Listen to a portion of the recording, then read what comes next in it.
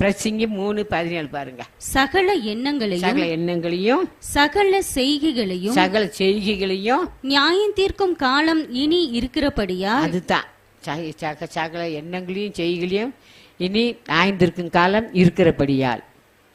அதனால தான் நம்ம எண்ணங்கள் சிந்தனைகள் எல்லாம் நியாயந்திருக்கிறதுனால அதனால நம்ம மனது நிறைய நம்ம கட்டணும். எப்படி நம்ம கட்ட முடியும்? எபேசியர் புஸ்தகம் 6ஆம் அதிகாரம் 14வது வசனம். சத்தியம் என்னும் கச்சையை உங்கள் அறையில் கட்டினவர்களாயும்.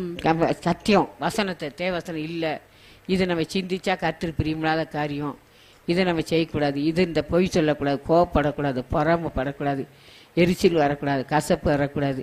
இதெல்லாம் நம்ம சத்தியத்தில் தான் நமக்கு ஆண்டவர் சொல்லி கொடுத்துருக்குறாரு. சத்தியம்னா கச்சையை என்ன செய்யணும்? எங்கே கட்டணுமா? நம்ம மனதில் கட்டணும். சத்திய வசனத்தை கேட்டு கேட்டு நம்ம அதுபடி வாழணும். சத்தியத்தை கேட்கணும், அதுபடி நம்ம வாழணும். ஆண்டவரே அப்படிப்பட்ட ஒரு கிருபை எனக்கு தாங்கப்பா. சத்தியத்தை கேட்டு அதுபடி சத்தியத்தை மனசில் வச்சுக்கணும். சத்தியம் நம்ம கேட்டு ஒரு வசனத்தை கேட்குறோம், இன்னொரு காலம் விட்டு போயிடும், அது பிரயோஜனமே கிடையாது. சத்தியம் என்னும் கச்சையை எங்கே கட்டணும்? மனசில் கட்டணும்.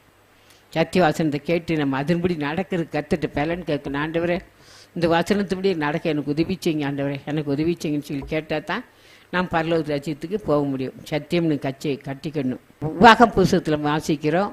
உபாகம் புஸ்தகம் 11ஆம் அதிகாரம் 19வது வசனம்.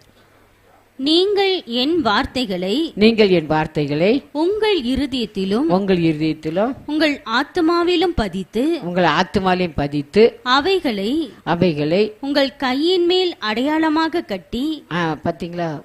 நம்ம வசனத்தை ஆண்டோட வசனம் தெரிஞ்சு இருதயத்திலையும் நம்ம ஆத்மாத்திலையும் பதித்து வசனத்தை என்ன செய்யணுமா? நம்ம கைகளை அடையாளமாக கட்டி உங்கள் கண்கள் நடுவே ஞாபக குறியாக வைத்துக்கோங்க. வசனத்தை நம் இருதயத்திலையும் நம்ம ஆத்மாத்திலையும் பதித்து வைக்க வேண்டும். அருமையானவர்களே, வசனத்தை இங்கே கேட்டுட்டு இந்த இடத்துல விட்டுட்டு போயக்கூடாது.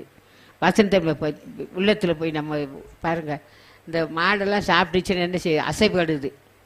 சாப்பிட்டுட்டு முதல் சாப்பிட்றோம், பின்னால் எடுத்து அசைப்படி சாப்பிடும். அதே போல் நம்ம வசனத்தை கேட்டு விட்டுறக்கூடாது. திரும்ப வீட்டில் போய் யோசிக்கணும், இன்றைக்கி என்ன வசனம் கொடுத்தாங்க, இன்றைக்கி எதை பற்றி ஆண்டவன் கூட பேசுகிறாரு, நான் எந்த வசனத்தை கேட்டு நான் விட்டுட்டானா, வசனத்தை மறந்துட்டானா சொல்லி நம்ம என்ன செய்யணும்? வசனத்தை நம்ம சிந்தித்து பார்க்க வேண்டும். இங்கே வசனத்தை கேட்டு இப்படி விட்டுட்டு போயிடக்கூடாது. இங்கே போகிறோம், அதுக்குள்ளே நம்ம ஒருத்தர் விசாரிக்கணும், அலம்பலம் விசாரித்து அப்படியே நம்ம அந்த வசனத்தை விட்டுட்டு போயிடும். அப்படி போகாதபடிக்கு இந்த வசனத்தை நம்ம வீட்டில் போய் சிந்திச்சு பார்க்கணும். இன்றைக்கி வசனம் கர்த்தர் என் கூட என்ன பேசினாரு, இன்றைக்கி எதை பற்றி பேசுனாங்க, என்ன எனக்கு அப்படின்னு சொல்லி கேட்கும்போது தான் தேவன் நம்மோட பேசுவார். இந்த வசனத்து மூலமாக பேசுவார். இந்த மாடெல்லாம் என்ன சொல்லி சாப்பிட்டுட்டு அசைப்பாடு, அதே போல் நம்ம வசனத்தை நம்ம அசைப்பாட்டு பார்க்கணும். கர்த்தர் இன்றைக்கி என் கூட என்ன பேசினார், இன்றைக்கி என்ன வசனம் சொன்னாங்க, நான் அதுபடி நடக்கிறான்னு சொல்லி நம்ம தனிமையாக இருக்கும்போது வசனத்தை நம்ம சிந்தித்து பார்க்க வேண்டும்.